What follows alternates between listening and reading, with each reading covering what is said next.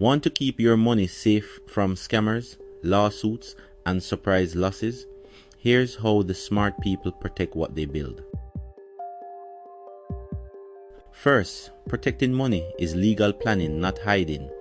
Wealth protection is about structure, separation, and professional paperwork, so your business and personal life don't mix when trouble comes. Think layers. A business that earns, another business that holds assets, and trusted legal vehicles that hold ownership. Each layer reduces risk, so one problem in one area doesn't wipe everything out. This is standard practice for serious entrepreneurs and families. Why does this work? Because it creates clear legal lines. If someone tries to take advantage, well-structured records, legal entities, and proper agreements make it far harder for scammers or claimants to reach everything you own. It also makes recovery and defense faster and cheaper. Important: this isn't DIY.